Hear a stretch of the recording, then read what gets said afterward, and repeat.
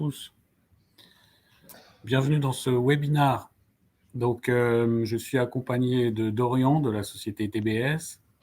Nous allons vous présenter notre travail commun avec TBS dans le cadre d'un partenariat. On va vous parler de data, de data cleaning et du connecteur Dynamics d'Elisphere. Donc, Dorian, je te propose de nous partager le sommaire. Oui, donc bonjour à tous. L'agenda de la session, ce sera de vous présenter qui est Elisphere, qui est TBS. On va faire aussi certains constats qu'on constate sur le marché en termes de qualité de données dans ce type d'outils CRM. Il y aura toute une partie démonstration. On va se charger Nicolas. On prendra un cas client aussi, un des cas clients, qui s'appelle Fausse Élève. Et ensuite, on vous fera un rappel des bonnes pratiques et on finira par une session de questions-réponses à la fin de la session. Super, merci Dorian. Alors, pour se présenter, donc moi, je suis ingénieur avant-vente chez Elisphere. J'appartiens à la direction DMS et on intervient sur toute la partie data d'Elisphere.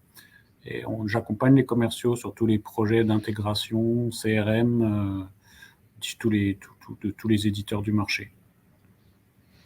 Et donc de mon côté, Dorian Stein, comme vous le souhaitez pour la prononciation, je suis directeur de projet, responsable des offres Dynamics 35 chez Talent Business Solutions, que j'aurai l'occasion de présenter juste après. Et j'ai une bonne dizaine d'années d'expérience maintenant sur la mise en place d'outils CRM et de marketing digital. Alors en deux mots, Elisphere, donc on est un acteur majeur de la data marketing.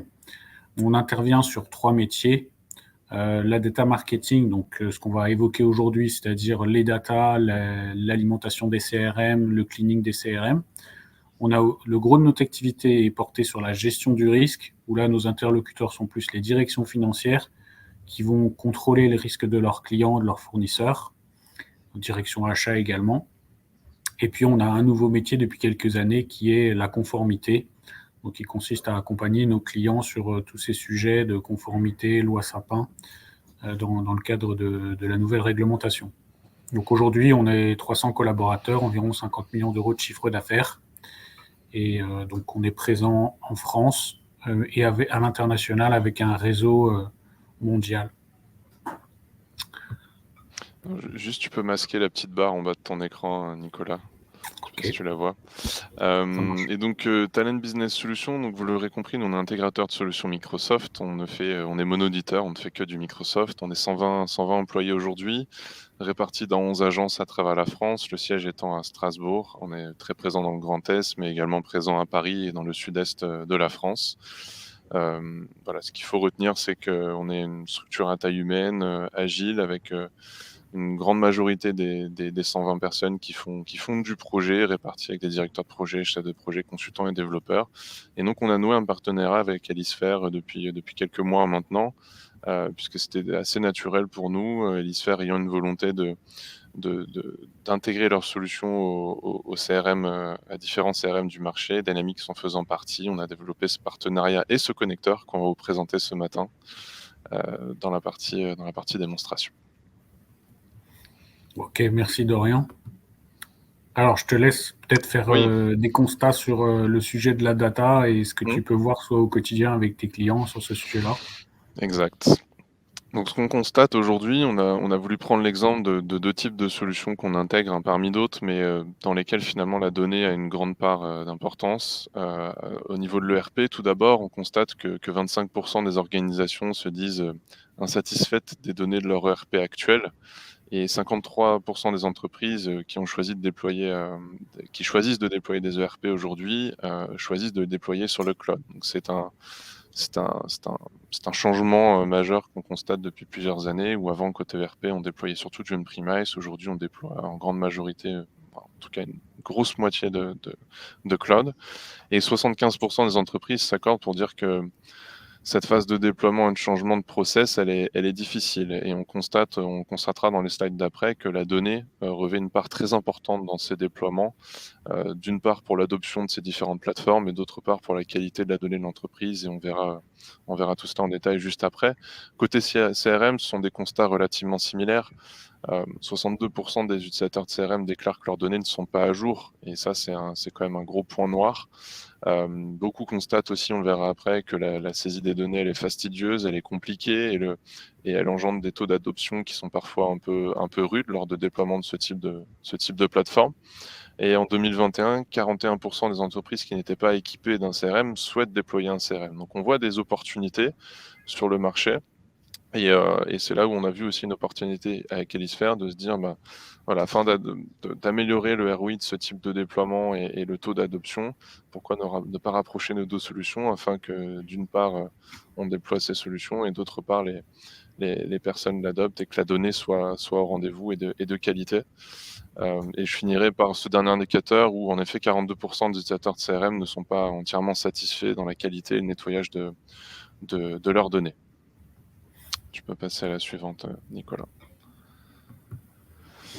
Alors, justement, l'idée, c'est de transformer ces contraintes en opportunités. Donc, ce qu'on constate, et je commencerai par un chiffre, c'est qu'il y a une étude qui a été menée par Gartner l'année dernière, qui estimait qu'une mauvaise qualité de données influe à 20% sur la productivité des équipes commerciales, des équipes marketing ou encore des équipes administration des ventes. Et qu'il y a des origines qui sont diverses dans la mauvaise qualité de la donnée. En tout cas, je vais commencer par ce qui engendre cette mauvaise qualité. Enfin, les constats de cette mauvaise qualité, c'est qu'il y a beaucoup de comptes entreprises qui sont créés manuellement dans ces outils CRM. Il y a des informations qui sont difficiles à connecter, que ce soit les sirènes, la taille de l'entreprise, le secteur d'activité. On va aller chercher sur différentes sources, sur le web, sur les réseaux sociaux et autres. Il est difficile de trouver le juste équilibre entre trop de champs obligatoires et pas assez de champs obligatoires dans ces plateformes. Ou si on en met trop, les commerciaux ne vont plus saisir. Si on n'en met pas assez, on n'aura pas assez de données de qualité. Il y a peu d'informations sur les comptes aussi. Et donc, peu d'informations sur les comptes, c'est peu de valeur pour ces données CRM. Et l'absence de données financières aussi dans ces solutions, c'est un risque de perte de temps en travaillant sur des dossiers en redressement ou en cessation ou à risque fort. Et c'est là où Elisphère va intervenir, on vous le présentera juste après, afin de nous permettre de pallier à tout ça. Et finalement, les origines de ces mauvaises qualités, elles sont nombreuses. Il y a parfois des erreurs de saisie aussi, au-delà de la volonté de ne pas saisir. Mais des fautes d'orthographe, de frappe, de distraction, il y a des mises à jour qui seront trop peu régulières, malgré le caractère indispensable de ces saisies. Il y a une absence de standard aussi dans la collecte des données, il y a des doubles saisies, il y a parfois aussi certains clients qui volontairement saisissent de mauvaises données via un formulaire ou autre pour conserver leur anonymat et leur tranquillité et pas être trop sollicités par ailleurs. Donc voilà, il y a beaucoup d'origines de la mauvaise saisie de la data. Et finalement, cette contrainte, nous, on va essayer de la transformer en opportunité avec l'intégration d'Elisphère. Donc l'idée, c'est de transformer ça en valeur et en sécurité pour nos clients lors des différents déploiements. Donc d'une part, en simplifiant et en fluidifiant la création des différentes données, avec peu de saisie finalement, un moteur de recherche intégré dans la plateforme directement, sans avoir besoin d'aller rechercher sur différentes sources de données web ou autres. On aura une fiche client qui sera finalement complète et actualisée en temps réel, avec des informations importantes qui seront renseignées. La mise à jour des comptes, elle sera programmée aussi, donc il n'y aura pas d'action manuelle à réaliser à ce niveau-là. On aura une bonne connaissance in fine des clients et des prospects, de son organisation et des risques inhérents à cette organisation. Et enfin, on va aussi sécuriser les ventes avec des classements en termes de risque, de scoring, de credit management aussi. Et ça va commencer depuis le CRM. On pourra l'étendre ensuite vers des solutions ERP. Et l'objectif de tout ça, c'est d'augmenter le rate de ses actions commerciales, marketing, c'est d'améliorer l'efficacité commerciale, son image de marque aussi, et aussi et surtout la productivité de ses équipes. Parce que le temps que ne vont pas passer les équipes commerciales ou marketing à saisir ces données, elles le passeront pour faire des tâches à plus haute valeur ajoutée. Et donc, on est convaincu que ce type de solution revêt une grande importance pour les entreprises aujourd'hui. Et c'est là où Elisphère intervient. Et je vais laisser la main à Nicolas, qui va vous montrer concrètement ce que ça donne dans l'outil CRM aujourd'hui, cette intégration de la solution Elisphère. Merci Dorian.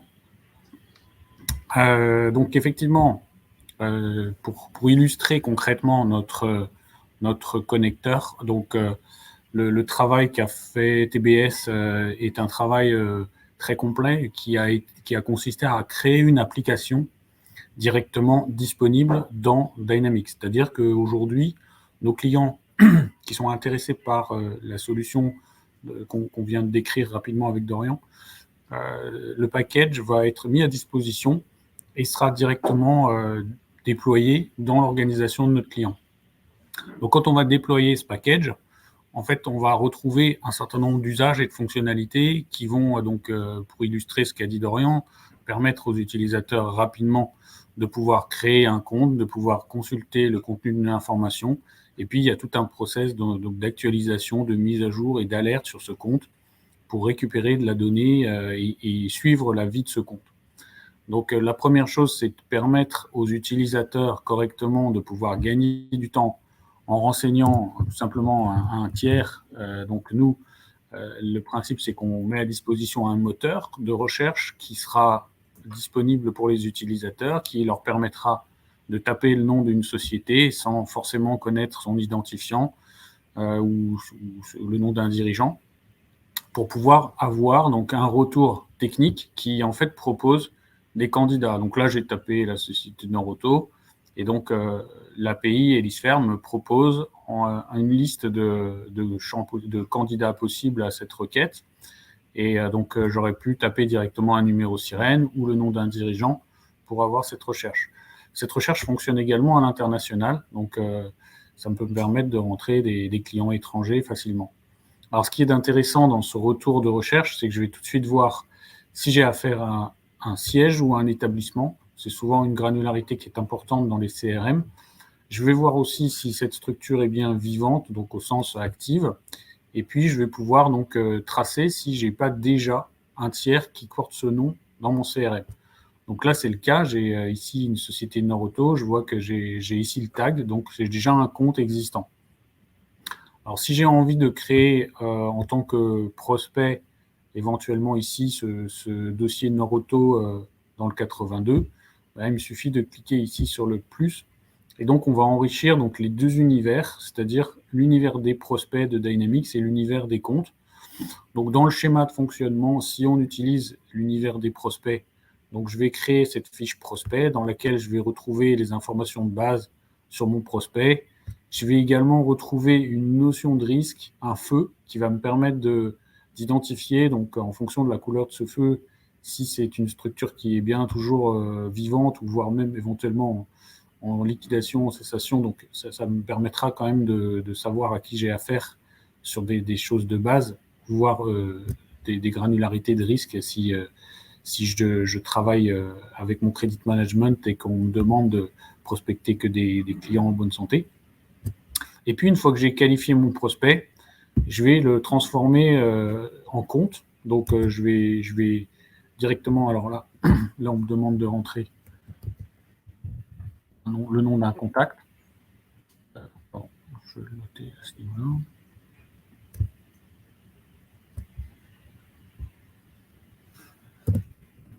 Je vais pouvoir qualifier ce compte pour pouvoir donc après le créer en tant que voilà. Donc là, je vais pouvoir le qualifier en tant que compte.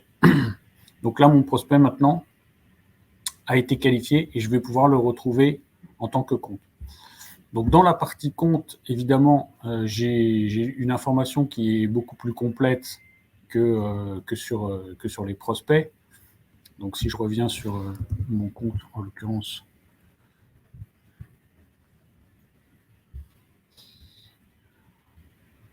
voilà. Donc là, sur Nord-Auto, je vais retrouver une information plus détaillée sur l'entreprise, avec notamment ses contacts, ses dirigeants. Donc Hélisphere a plusieurs niveaux d'information sur les contacts.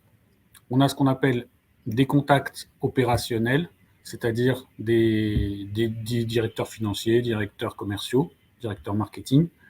Et puis on a également tous les contacts officiels mandataires de l'entreprise, donc qui sont les dirigeants officiels de la structure.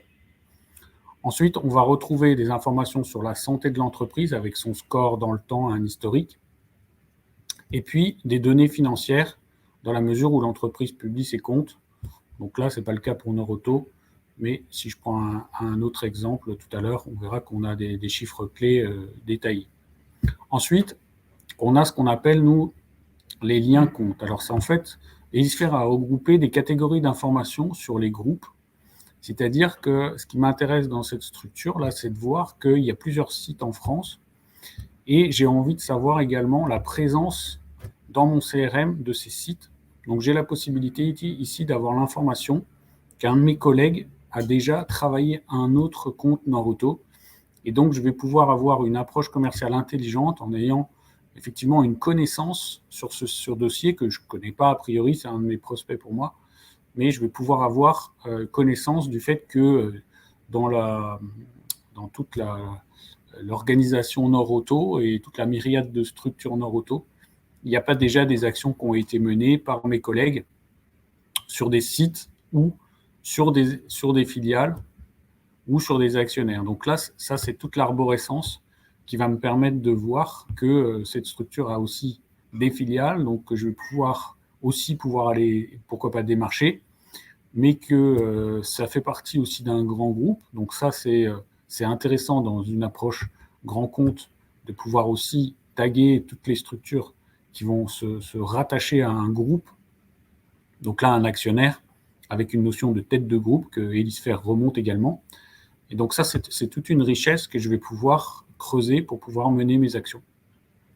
Donc une fois que j'ai fait ce travail d'identification correctement de mon prospect et que je l'ai alimenté par le biais du connecteur Hélisphere, il y a un process de mise à jour. Donc ce process de mise à jour, il est automatisé, c'est-à-dire que si je le souhaite, je vais pouvoir suivre une population de comptes que je vais pouvoir actualiser en permanence.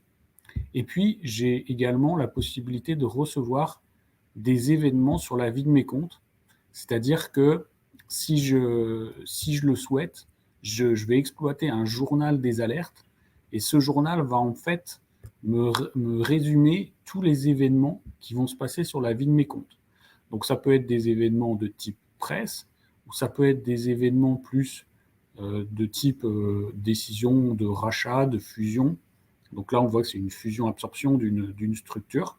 Et je vais pouvoir, donc, de cette manière, suivre de façon détaillée l'actualité de mes comptes et donc de pouvoir être, en tant que responsable de compte, par exemple, pouvoir mener une action commerciale parce que l'information que j'ai reçue de la presse m'interpelle et donc je vais pouvoir aller voir mon client en fonction de cet événement.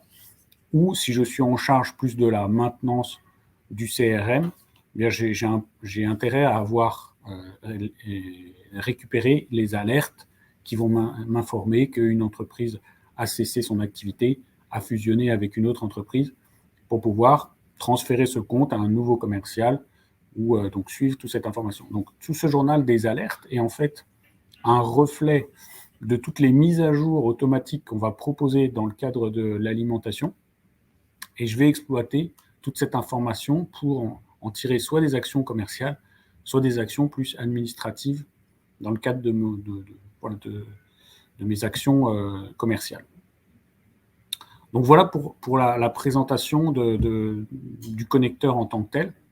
Alors si vous voulez, je peux revenir en 2 mots sur le business model de la solution.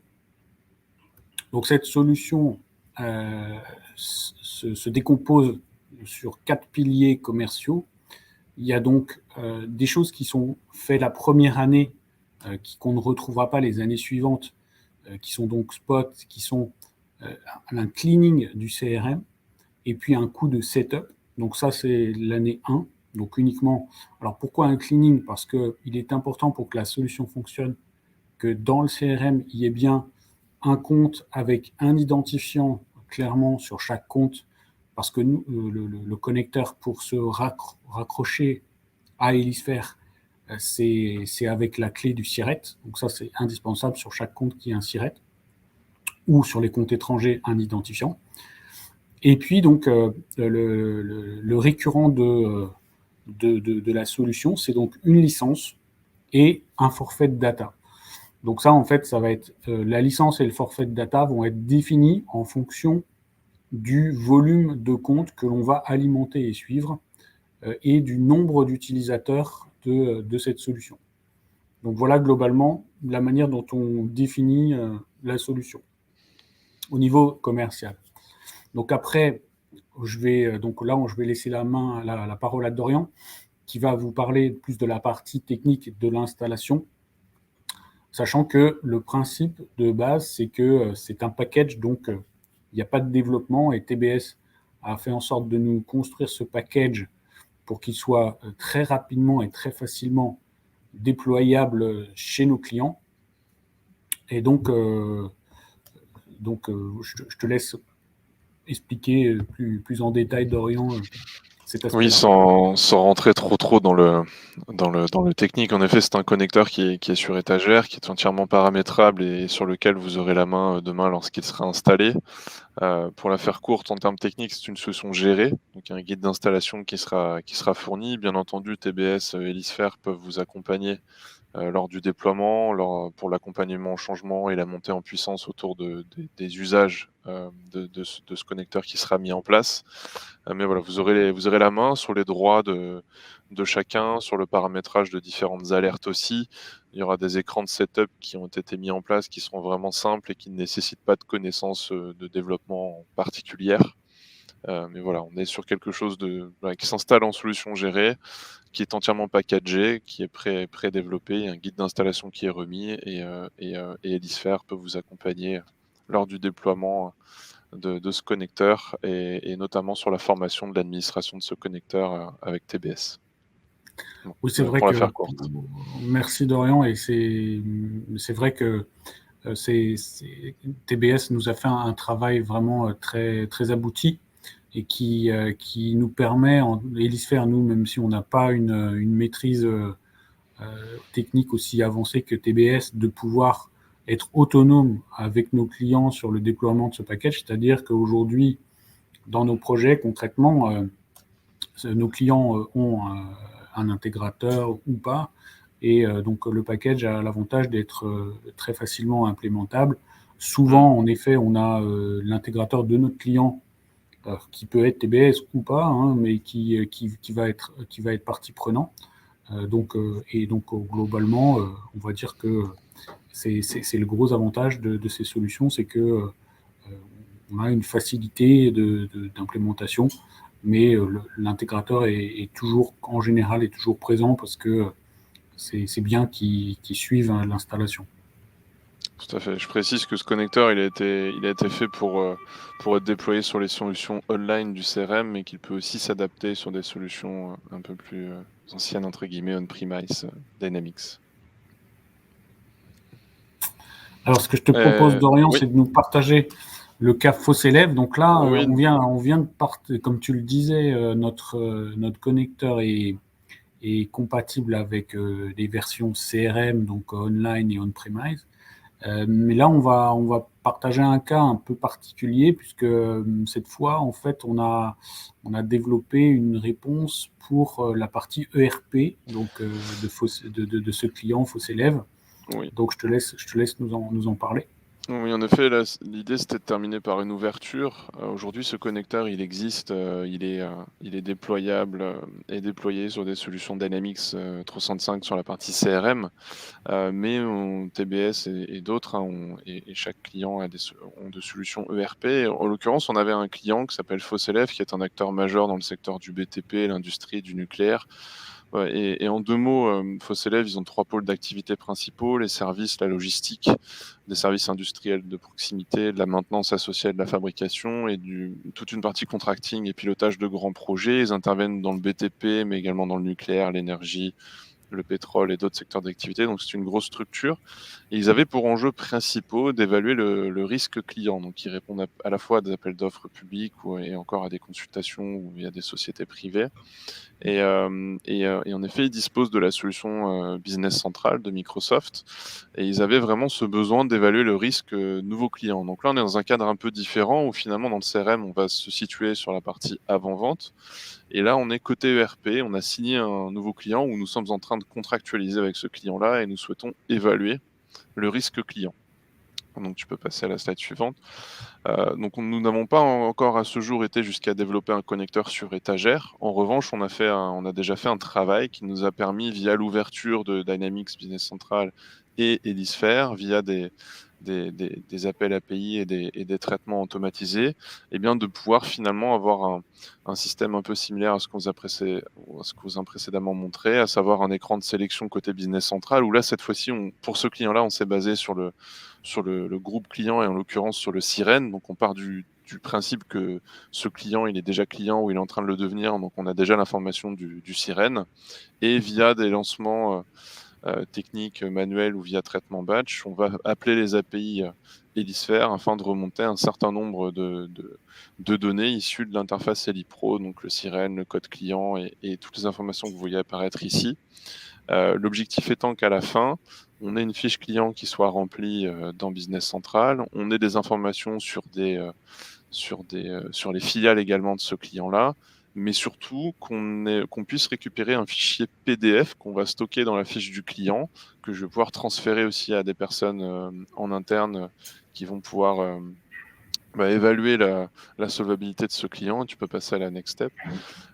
Et l'objectif de ce fichier, c'est vraiment d'obtenir un rapport approfondi sur la synthèse financière de l'entreprise, donc toute la partie solvabilité, et cette synthèse avec un certain nombre d'indicateurs qui nous permettent de sereinement contractualiser ou non avec ce client et de stocker cette information dans Business Central, à la fois dans des champs qui ont été saisis automatiquement et à la fois sur cette fiche client où on retrouvera ce PDF que je peux aussi transférer en interne.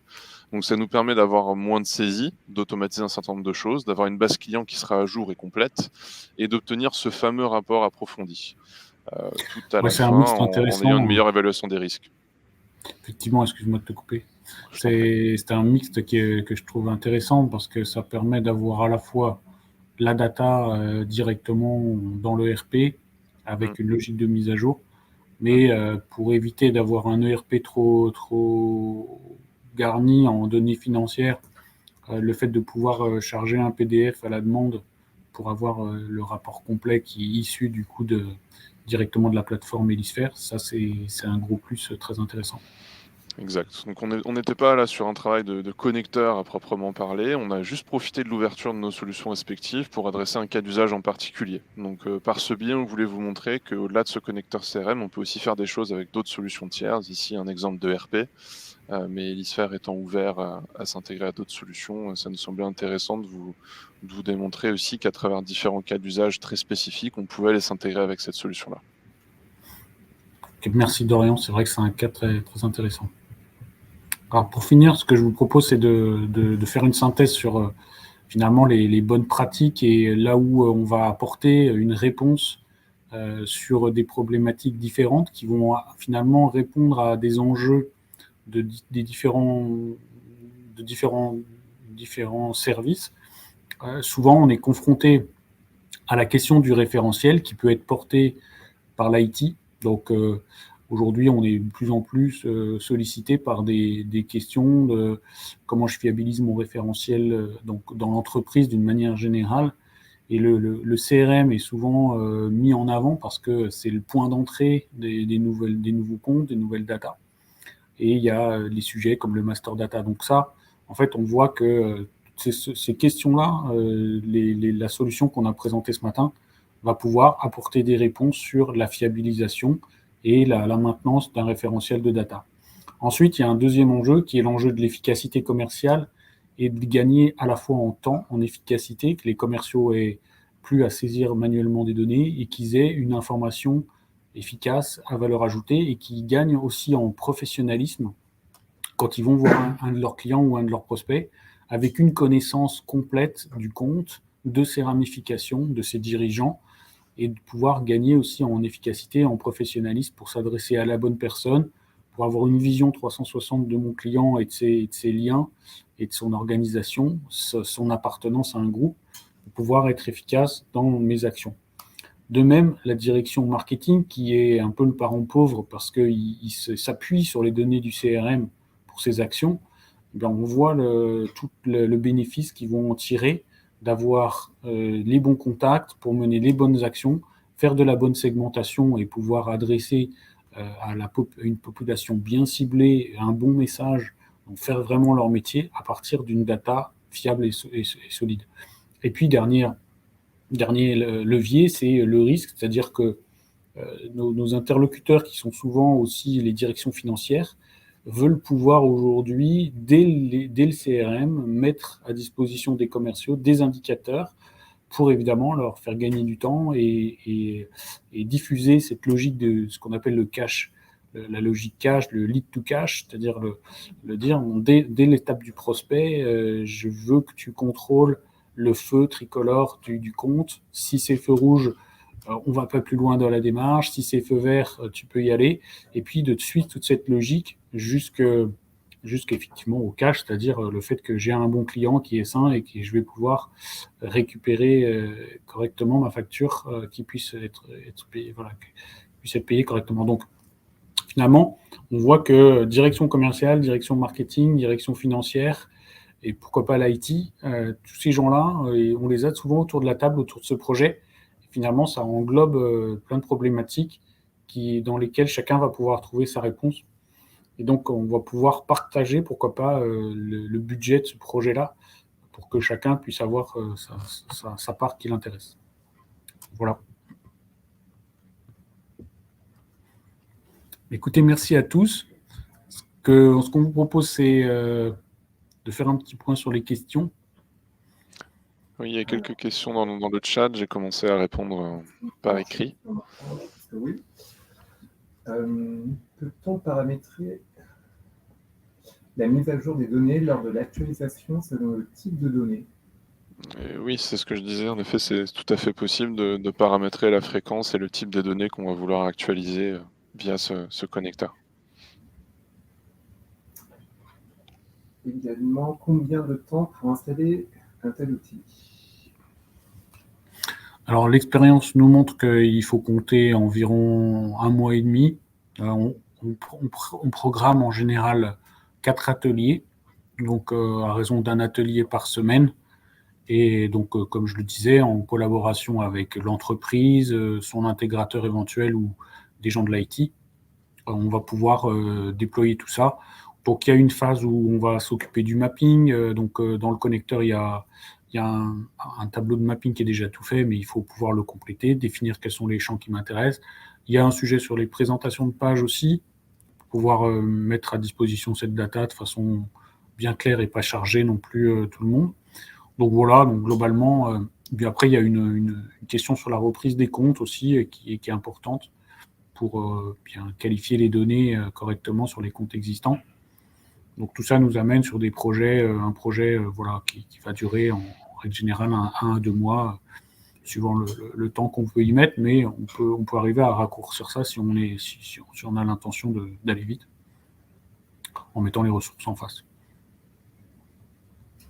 D'accord. Alors, les entreprises internationales hors Europe peuvent-elles également être intégrées? Oui. Alors, Elisphère a aujourd'hui un partenariat avec des homologues européens, mais également, on a un partenaire qui nous permet d'avoir accès au reste du monde. Donc aujourd'hui, on peut tout à fait créer, grâce au connecteur, un tiers asiatique, américain, canadien. Donc y a pas de, on n'a pas de limite, si ce n'est la qualité de la donnée et la capacité du pays à offrir aussi des référentiels de data complets pour pouvoir récupérer de l'information. On a encore une question. Savez-vous identifier une holding, entre parenthèses, un groupe propriétaire de plusieurs sociétés, pour préciser? Alors, réponse oui. C'est-à-dire que Elisphère a une base qui est qualifiée sur les liens, ce qu'on appelle nous les liens, c'est-à-dire les ramifications tête de groupe, holding, filiale, établissement. Et donc, le connecteur va donner cette information et on peut aussi compléter notre service en restructurant correctement une base, en affectant à chaque commercial les groupes qui le concernent. Si par exemple, on a parfois des clients qui sont organisés en grands comptes avec, voilà, on a ici des commerciaux qui suivent nos grands comptes, les grands groupes français. Et donc, ils ont la nécessité dans le CRM de retrouver toutes les ramifications des groupes pour pouvoir adresser correctement les filiales, même de rang. On parle de rang, donc de rang 1, de rang 2, c'est-à-dire filiale, sous-filiale d'un grand groupe. Et donc Elisphère a cette information et peut le qualifier au travers du connecteur, voire des qualifications complémentaires. Ok, pour le moment, je n'ai pas d'autres questions. Non, nous n'avons pas d'autres questions. Très bien. Je vois qu'on a tenu le timing. Merci beaucoup, Dorian. As-tu un mot de conclusion? Merci à tous. Merci à tous et n'hésitez pas à Pardon, nous... j'avais pas... Non, pas de mot de conclusion, mais merci à tous pour votre présence. Nos coordonnées vous seront transmises. Pour la moindre question, n'hésitez pas. On vous transmettra un lien vers ce webinar. Vous pourrez le retrouver et vous aurez nos coordonnées directement. Donc, toutes les personnes qui étaient présentes ou inscrites recevront un détail de ce webinar pour pouvoir nous recontacter si vous le souhaitez. Merci à tous et bon appétit et bonne fin de journée. Merci à tous. Au revoir.